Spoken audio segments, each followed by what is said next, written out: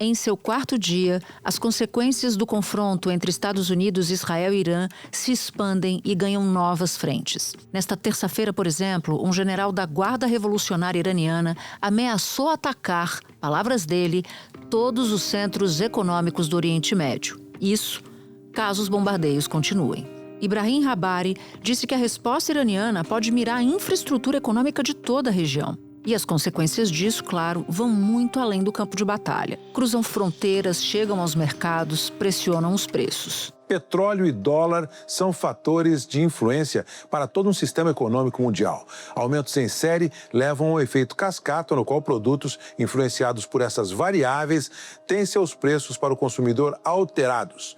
Isso é capaz de mexer com o seu orçamento pessoal, com o seu orçamento familiar. Os preços do barril de petróleo já dispararam. Para a Ásia e parte da Europa, que compram muito petróleo da região, a preocupação é maior. O motivo está, sobretudo, na geografia iraniana. É importante sempre lembrar da posição estratégica do Irã na produção e na distribuição de petróleo no mundo. Além de ser um dos principais produtores, o Irã está rodeado de países com grandes reservas, como a Arábia Saudita. Boa parte do petróleo que move o mundo está ali. O Oriente Médio é uma peça-chave no mercado global de energia. O Irã, por exemplo, guarda a terceira maior reserva do planeta. A Arábia Saudita tem a segunda. E a Venezuela, essa por óbvio em outra região, tem a primeira. Que já são várias instalações paralisadas por causa do conflito. O Catar interrompeu a produção de gás natural liquefeito depois de ataques iranianos com drones ao seu principal complexo de processamento. O país produz 20% da oferta global desse combustível, usado principalmente para gerar energia elétrica e calefação. Na Arábia Saudita, o Irã atacou a maior refinaria de petróleo, que produz 550 mil barris por dia. Em Israel, o governo determinou a interrupção das atividades em grandes campos de gás no mar. No Irã, explosões foram registradas na ilha, de onde sai a maior parte das exportações de petróleo do país. Grande parte desse petróleo precisa cruzar um corredor estratégico para abastecer o mundo. O Estreito de Hormuz liga ao Golfo Pérsico, onde estão 5 dos 10 maiores produtores do mundo, ao Golfo de Omã. Os navios trafegam por rotas de 3 quilômetros de largura em cada sentido. Uma navegação considerada desafiadora. Por lá passam 20% do petróleo comercializado no planeta. São 18 milhões de barris por dia, 10 vezes mais do que o Brasil exporta. O governo iraniano anunciou o fechamento do Estreito de Hormuz. O mercado mundial de petróleo é muito volátil e responde rapidamente a qualquer instabilidade. Fechar o Estreito de Hormuz é como fechar uma torneira. E na dúvida sobre a disponibilidade do produto, o preço sobe. O impacto é quase imediato. Como efeito do que já aconteceu e das incertezas à frente, o preço do petróleo chegou a atingir o valor mais alto desde janeiro de 2025. E pode piorar. Os economistas afirmam que o aumento no preço do petróleo pode pressionar os índices de inflação no mundo inteiro. Mas que a força desse impacto depende do tempo que o conflito vai durar.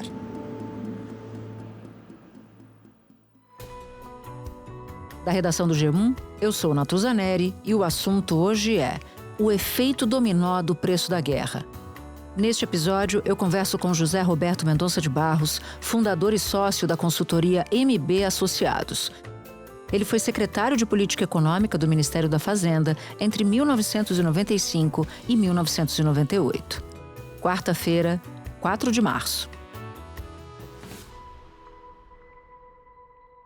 Zé Roberto, a guerra, como sabemos, tem provocado o fechamento do Estreito de Hormuz, uma importante passagem para grande parte do petróleo do mundo. Quais são os efeitos esperados no preço do barril? A gente já viu ontem o preço do barril aumentar. Hoje, essa escalada foi ampliada. Trump diz que essa guerra tem 5 semanas para durar. Ninguém é capaz de dizer que termina antes disso, pode ser que dure mais tempo. A gente está falando de que cenário para o petróleo? Olha, é um cenário de pressão num mercado que estava relativamente oferecido. Isto é, até antes da guerra, Por isso que é uma mudança brusca e dramática. A oferta de petróleo tem crescido muito mais do que a demanda no ano passado e nesse ano. Então era para o petróleo estar indo na direção dos $60. Era a expectativa dos mercados e dos futuros. E este choque, portanto, é brutal, né? Porque há pouco, como você mencionou, o Brent estava acima de $80 e o West Texas, que é o padrão americano, já estava em $74. E a gente sabe, pelas experiências do passado, né, que pode até subir mais. Depende exatamente desse jogo de oferta e procura. No Brasil, a bolsa fechou em queda de 3,46%. O dólar subiu 1,91% e fechou em R$ 5,26. As cotações do ouro perderam um pouco de força e o barril do petróleo voltou a subir. Mas eu acho que o que dá para dizer é que enquanto durarem as hostilidades e a incerteza, o número do preço do petróleo será de $80, talvez para um pouco mais, porque, como é fartamente noticiado, você mencionou, pelo Estreito de Hormuz passa mais ou menos 20% do mercado global. É muita coisa, né, Natuza? Então a pressão vai ser forte mesmo, enquanto durar essa guerra. É factível a gente imaginar o barril alcançando a marca de $100 no curto prazo? Curtíssimo prazo acho difícil, mas aí entra exatamente a duração. Por quê? Porque agora existem estoques no sistema, né? Estão navios que não estão presos lá, estoques nos países, nos distribuidores, etc.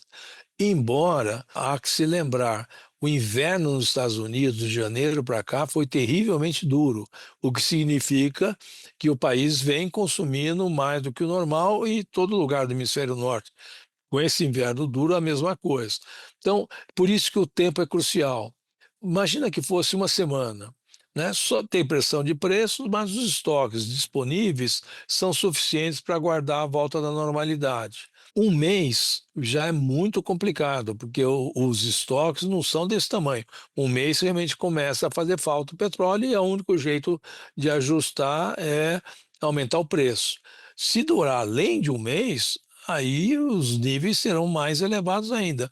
Portanto, a resposta é, na hipótese de 4 ou 5 semanas, como levantou o presidente americano, é pressão para valer e vai atrapalhar bastante o mundo. Bom, inverno rigoroso me remete também a gás natural, porque é o que aquece as casas, por exemplo, as residências de países muito frios, mas não só isso. Geração de energia via gás natural, uso comercial, uso industrial também. A gente sabe que o Catar foi atacado e o Catar é um importante produtor de gás natural. E aí, a gente está falando também de um cenário preocupante no caso do gás natural? Sim, bastante preocupante. E aí, o gás natural utilizado, seja como aquecimento, seja como feeder para eletricidade, tende a afetar muito a Europa e a Ásia, que é o maior destino do gás do Catar. Há um efeito indireto, como você mencionou. O gás natural é o feeder dos produtos petroquímicos, né? Assim como é também a nafta. E, além disso, ele é a maior matéria-prima para fazer fertilizantes nitrogenados. E, de novo, o Golfo é muito importante nisso. E no Estreito de Hormuz, em termos de fertilizantes, passa qualquer coisa entre 20% e 40% a cada momento da oferta mundial desses fertilizantes. Então, fertilizantes nitrogenados também vão sofrer, aí pega na agricultura do mundo inteiro, inclusive para nós aqui. O ataque ao Irã já começou a provocar reflexos no mercado internacional de fertilizantes, nos preços especificamente. O país é um dos principais fornecedores globais de ureia, um insumo nitrogenado amplamente utilizado em lavouras de grãos aqui no Brasil, mas também em outros países. Logo após o início do conflito, fornecedores do Oriente Médio já retiraram suas ofertas do mercado, aguardando maior clareza sobre os preços. A avaliação é de que há, neste momento, um enxugamento da oferta por decisão dos próprios vendedores, que tentam entender até onde as cotações podem subir.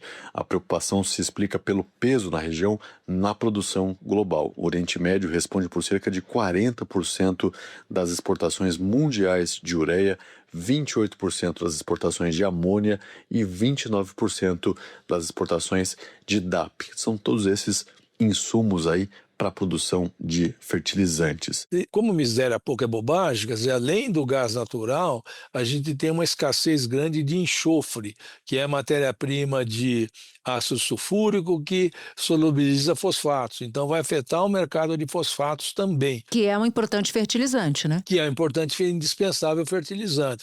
E aí tem uma coisa curiosa, Natuza. O milho é o grande produto da agricultura americana. E o milho é um enorme usuário do nitrogênio. Então, a agricultura americana, que já está mal das pernas e com o Trump piorou, vai levar uma pancada no aumento de custos bastante grande. É um efeito enorme esse conjunto e outra indicação do tamanho disso, essa estatística do início da semana, da terça-feira, né, tinha quase 800 navios presos, ou antes, ou de um lado ou de outro do Estreito de Hormuz. 10% da capacidade de containers também vai afetar o transporte de containers e todos os tipos de produtos. Ou seja, é um choque tanto para a economia global. A cada dia que passa, né, a cada novo especialista que eu ouço, e você de maneira tão contundente me diz que o estrago para os Estados Unidos pode ser tão grande, eu me surpreendo ainda mais com o fato de Trump ter entrado nessa guerra, porque do ponto de vista geopolítico pode ser um problema, mas do ponto de vista econômico, o que está se desenhando é um quadro potencialmente dramático. Agora, não só para os Estados Unidos, né, Zé Roberto? Porque você falava dos países do Golfo, a China, que você também mencionou, precisa muito do petróleo, precisa muito do gás natural para abastecer a sua indústria, que alimenta o mundo inteiro, né, que abastece, que fornece para o mundo inteiro. A gente já consegue calcular algum impacto para o crescimento chinês neste ano, ou ainda está cedo para dizer que vai abalar? Está cedo, porque, como eu disse a vocês, agora depende crucialmente da duração da guerra e de quantos dias o fluxo comercial vai ficar afetado. Acima dos 30, 40 dias, sim. Aí não tem dúvida nenhuma e potencialmente é ruim. Olhando por países, Natuza, realmente chama atenção o tamanho do estrago que vai fazer nos Estados Unidos. Por quê? Embora os Estados Unidos produzam muito petróleo, os preços desses produtos, da gasolina, do fertilizante, derivados de petróleo, nos Estados Unidos seguem os preços globais. Então, olha que coisa, o presidente americano corre o risco de se arrepender desse movimento, porque eu mencionei a agricultura, que é importante politicamente. Natuza, lá como aqui, a bancada ruralista é muito maior do que o tamanho do setor. E a agricultura americana está numa situação muito difícil. Mas muito difícil. A gente tem que lembrar que o ano passado, uma retaliação que a China fez foi não comprar soja dos Estados Unidos, comprou uma montanha de soja do Brasil. Então eles estão apertados por vários lados. Você põe aumento no custo de fertilizantes e no custo do diesel, que vai subir também, você aperta mais esse setor. De outro lado, é reconhecido por todos os analistas políticos que a questão da capacidade de compra, da chamada affordability nos Estados Unidos, é central para explicar as várias derrotas do Partido Republicano nas eleições picadas nesse período recente. O presidente americano incorporou isso no seu discurso. Ele está preocupado. A affordability vai ser essa questão, é a chave para o voto de 80% da população que está sofrendo, porque o custo do cartão de crédito é muito grande, porque o custo de comprar uma casa, a hipoteca está proibitiva e porque o custo de vida está subindo.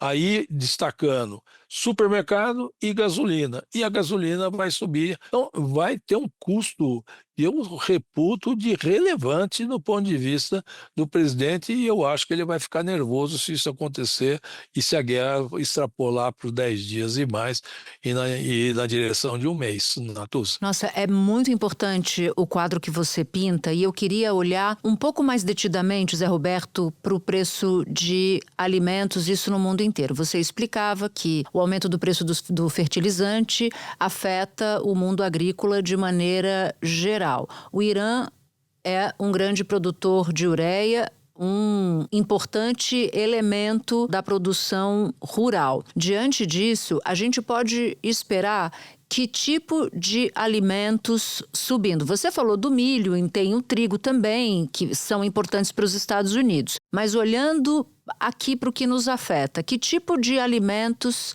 podem subir e nos impactar aqui no nosso mercado brasileiro? Olha, nós temos uma grande diferença com os Estados Unidos a nosso favor, porque o que mais vai subir porque é feito a partir do petróleo, são os nitrogenados, né? E o milho é um grande usuário de nitrogenados. Agora, graças à ciência brasileira, a soja não usa nitrogênio, que é o nosso grande produto agrícola. Então, você veja que interessante, né? Vai sofrer menos. Mais do que isso, no caso da agricultura brasileira, a maior parte do fertilizante já foi comprada e aplicada para esta safra. Vai afetar mais a próxima safra, portanto, a partir do segundo semestre. Agora, o efeito para nós mais complicado é o efeito em cima do fosfatado. Aí afeta os grãos, né? O mais complicado é a produção de grão. Mas eu acho que é um desconforto para a agricultura brasileira, que os custos de reposição vão subir, mas não é uma trombada tão grande quanto na agricultura do hemisfério norte. Eles estão no inverno agora e vão começar a plantar na primavera a partir de abril, mais ou menos. Então, é agora que eles têm que comprar fertilizante, é agora que vai.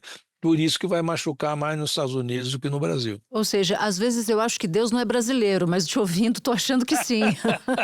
Nesse caso, Deus e a ciência, né? Porque o fato da soja não usar fertilizantes é resultado direto de pesquisa científica de uns 40 anos atrás, e aí nós evitamos. Mas que teve uma ajuda divina nisso aí, teve sim. Espera um pouquinho que eu já volto para continuar a minha conversa com José Roberto Mendonça de Barros. Agora eu quero aproveitar todo o seu conhecimento para olhar para o câmbio, para o dólar e para o real. O que a gente pode esperar nesses dois cenários? Porque eu acho que a gente tá ficando bem claro, a partir do que você nos conta, que a gente tem dois marcos aqui. O marco dos 10 dias e o marco dos 40 dias, né? Olhando para o câmbio no marco dos 10 e no marco dos 40 ou para frente, né? Ou acima disso. Olha, no curtíssimo prazo, e nós vimos esses dias, o dólar se valorizou. Porque é aquela velha história do Porto Seguro. O ouro também subiu, né? Que é um Porto dos Aflitos, né? É chamado Porto dos Aflitos. O dólar é o Porto Seguro porque ele acomoda volumes grandes. Então, o índice do valor do dólar frente aos principais concorrentes aumentou.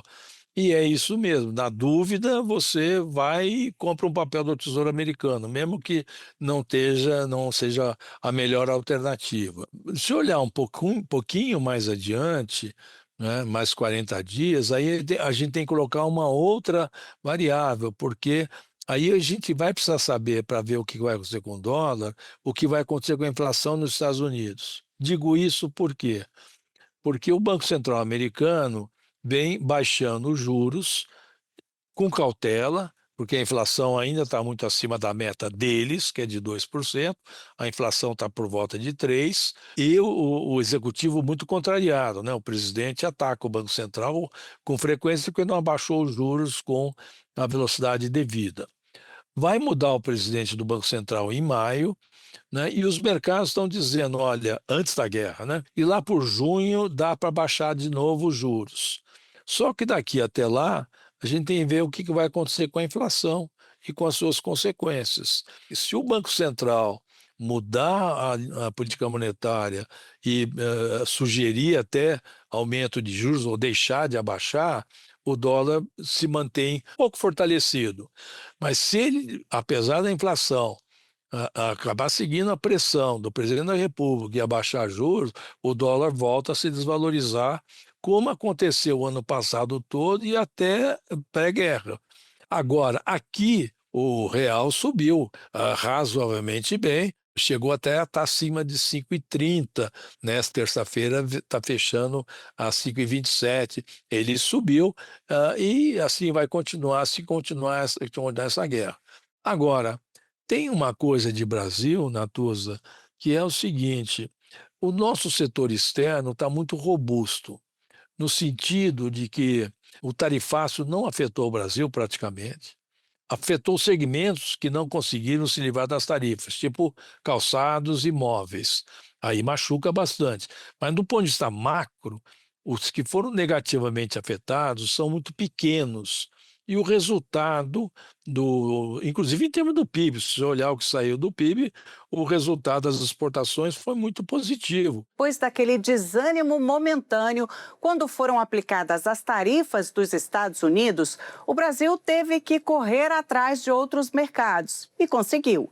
A balança comercial teve superávit de 68 bilhões de dólares. Foram quase 350 bilhões em exportações, o maior número já registrado. Então, o setor externo brasileiro vai continuar, eu acho, mesmo com a subida, como nós somos exportadores de petróleo, né, nós temos ganho na balança comercial. E, além disso, a conta capital está favorável. Então, não deveria ter uma grande desvalorização adicional, a menos que o cenário de 40 dias entre, porque aí o jogo vai ficar internacional um pouco complicado. O nosso problema de inflação aqui dentro, Natuza, é uma outra coisa, é que o preço do petróleo vai subir, isso é bom para a balança comercial, mas isso dá uma pressão inflacionária. E se você me permite lembrar, né, o dado é do dia 3 de março, saiu 3 de março, isto é, quando nós estamos gravando, né? A gasolina tem uma defasagem de 12% e o que é pior, o diesel está atrasado, porque o diesel não é registrado há mais de ano, em 26%. Portanto, nós estamos introduzindo, se o setor externo, em termos de exportação e importação, não vai mexer muito, do ponto de vista de pressão da inflação, nós temos uma coisa nova, velha conhecida na realidade, mas nós temos novamente uma velha conhecida, que é a defasagem do preço do combustível. No ano da eleição, o que será que vai acontecer? Ninguém sabe, eu não sei, mas o fato é assim, haverá uma pressão para o aumento de preço de combustíveis. E aí, isso sim, vai afetar o curso da inflação aqui dentro.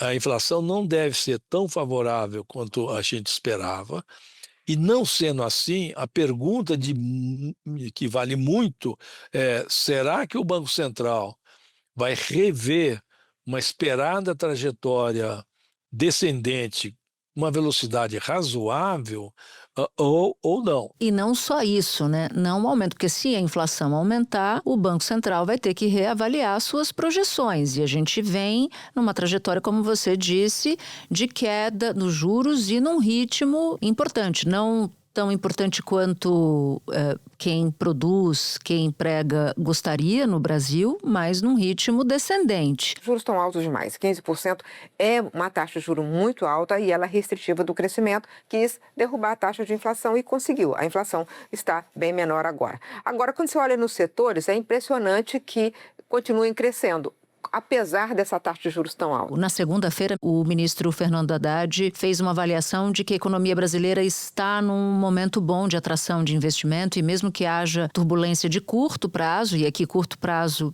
precisa entender o que ele entende por curto prazo, não deve impactar as variáveis macroeconômicas, mas o cenário, embora seja não dramático em muitas áreas, tem uns pontos de atenção aí que você levanta. E aí, Zé Roberto, não dá para deixar de te perguntar sobre o resultado do PIB do ano passado, né? Alta de 2,3%, um número puxado por um bom desempenho do agro. Eu quero te ouvir sobre esse dado e a perspectiva para 2026. Eu estou entendendo que está tudo um pouco suspenso, que as previsões precisam entrar um pouco em compasso de espera, porque a gente não sabe o que vai acontecer com esse conflito no Oriente Médio, né? Está acontecendo uma coisa que nós não tivemos assim facilmente no passado. O que quer dizer com isso? A situação das empresas é muito pior que a situação das famílias.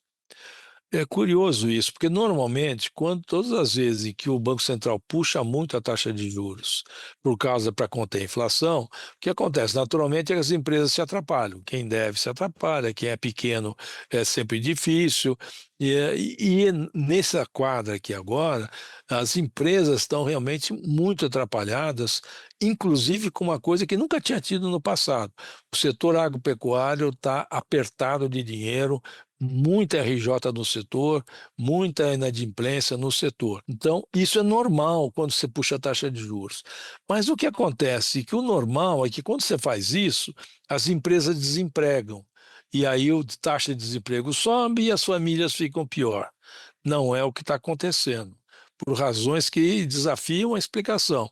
Não só a taxa de desemprego está na mínima histórica, você sabe disso, como a massa de renda das famílias, aí não é só mercado de trabalho e transferências do governo. O ano passado inteiro, e atualmente continua assim, está crescendo bem acima da inflação. E o emprego está alto e todos os setores queixam-se de escassez de mão de obra. A taxa de desocupação entre os meses de setembro e novembro ficou em 5,2%, uma queda de 0,2 ponto percentual em relação aos 5,4% registrados no trimestre encerrado em outubro. Os dados foram divulgados agora pelo IBGE. Mais uma vez foi registrada a menor taxa de desemprego desde 2012, o início da série histórica da PNAD contínua. Já do lado do consumo das famílias, houve também aí um crescimento, mas em um ritmo menor nesse resultado fechado divulgado pelo Instituto Brasileiro de Geografia e Estatística, o IBGE. As famílias gastaram mais em ritmo menor, uma alta de 1,3%. Mas se de fato a inflação vai ficar um pouco mais pressionada, uma parte dessa coisa boa das famílias vai voltar para trás. Pode ser corroída, né? Pode ser corroída. Então, isso também tem a sua importância, né? Por quê? Uma das razões da renda das famílias estar alta é exatamente o que você mencionou há pouco. O custo de alimentação no domicílio caiu muito. Né? E caiu o custo de alimentação e imediatamente se traduz no aumento do poder de compra, especialmente das famílias de menor renda, que é onde a participação do alimento é muito importante na renda. Agora, para esse ano, o que eu acho que dá para dizer? Primeiro, também porque está acontecendo agora, o setor agrícola, a produção agrícola é a mais bem defendida. Nós temos uma projeção, nós, MB, de 4% no crescimento da produção agrícola para esse ano. A safra de verão foi muito boa. A segunda safra, chamada safrinha, está sendo plantada, começando o plantio, mas aí depende de clima. A área cultivada vai ser muito boa, que é isso que o agricultor condena. Então, a agricultura, em princípio, exceto pelo eterno risco climático, vai ter um bom desempenho. O grande problema com esse cenário que está aí, está, na indústria, 2, na própria construção civil, porque aí os juros cairiam menos rápido e isso atrapalha a construção civil. E aí você tem razão, nós vamos depender de quanto tempo vai durar essa situação difícil lá fora, qual é o impacto disso na inflação, no câmbio e aí sim o desempenho no resto do ano. Né? De qualquer forma, a projeção universal é que o PIB desse ano cresce um pouco menos que o ano passado. Passado 2,3, a nossa projeção para esse ano é 1,8, pode ser um pouquinho mais, 1,9. Não é recessão, de jeito nenhum, mas é menor que o ano passado.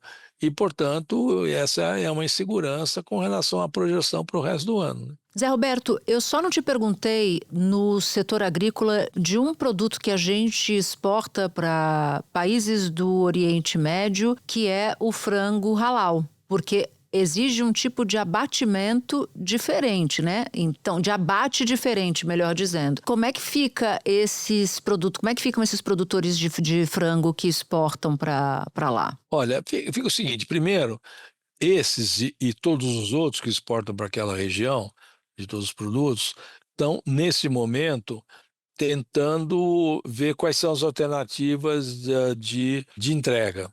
Mas, em princípio, vai ficar mais caro vender para aquela região. Ficando mais caro, provavelmente diminui um pouco a demanda, embora seja uma região relativamente rica, especialmente os governos, né, são muito ricos naquela região. Eu acho que está ainda em observação, né? Talvez a demanda não caia muito, mas o desafio do risco de entrega, da logística, vai ser muito grande, né? No curto prazo, do que eu sei, tem algum estoque para ser consumido lá nas pontas, mas não dura muito tempo, né? Então, pode sim ter alguma dificuldade, desde que demore muito a questão da guerra e, portanto, a logística fique bastante complicada, né? Vale para o frango, mas vai valer para todos os produtos. José Roberto, que prazer enorme ouvi-lo de novo aqui no assunto. Eu desconfio que vamos precisar conversar mais algumas vezes ao longo desse período de conflito. Te agradeço enormemente a disposição de conversar com a gente aqui no assunto. Natuza, o prazer é meu. Estou à disposição e vamos torcer para um cenário melhor, mas que tá preocupante, tá, né? Sem dúvida nenhuma. Obrigada, Zé Roberto. Um abraço. Este foi o Assunto, podcast diário disponível no G1, no YouTube ou na sua plataforma de áudio preferida. Comigo na equipe do Assunto estão Luiz Felipe Silva, Amanda Polato, Sara Rezende, Carlos Catelan e Luiz Gabriel Franco. Eu sou Natuza Neri e fico por aqui. Até o próximo assunto.